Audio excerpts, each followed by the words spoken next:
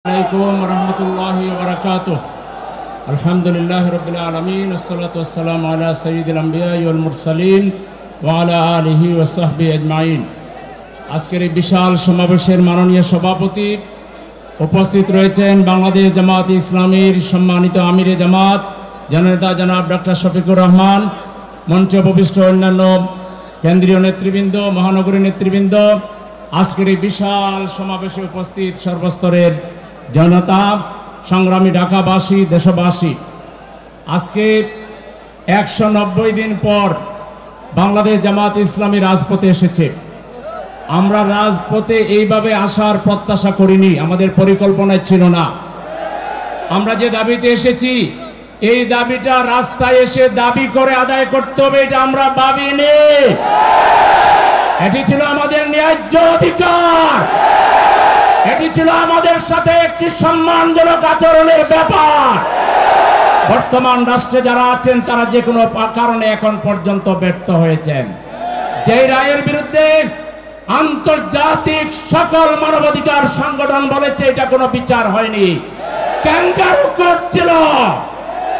আজকে ব্রিটেনের সর্বোচ্চ আদালত বলেছে এটা যোগ সাজশে এখানে বিচার করা হয়েছে, ন্যায় বিচার বলন্টিত হয়েছে। এরপর তো এই সব কোনো মামলাই থাকার কথা ছিল না, আমাদেরকে দাবি জানানোর কথা ছিল না। একই সাথে আমাদের নিবন্ধনের মামলার রায় যিনি দিয়েছিলেন তিনি বলেছিলেন তিনি শপথবদ্ধ একজন রাজনীতিবিদ, যিনি রাজনীতি করবেন তিনি তো তার প্রতিপক্ষের বিরুদ্ধে তার ইচ্ছাকে বাস্তবায়ন করবেন, এটা খুব স্বাভাবিক। সুতরাং ওটাও আইনের বিবেচনায় ওটা চলে না। জামাত ইসলামের তৎকালীন ভারপ্রাপ্ত সেক্রেটারি জেনারেল এটিএম আজহারুল ইসলামকে অনতিবিলম্বে যদি মুক্তি দেওয়া না হয়, জামাতের নিবন্ধন এবং জামাতের মার্কা ন্যায় বিচারের পথে দাঁড়িপাল্লা যদি অনতিবিলম্বে ফিরিয়ে দেওয়া না হয়, আমরা মাননীয় আমিরে জামাতের নির্দেশ চাইব। আপনি যদি বলেন প্রতিদিন সকালে একবার বিকালে একবার ঢাকার 130টা প্রশাসনিক ওয়ার্ডে আমরা মিছিল করব, বিক্ষোভ করব, ঢাকাকে অচল করে দেব। আমরা আমিরে জামাতের নির্দেশের বাইরে কিছু করব না।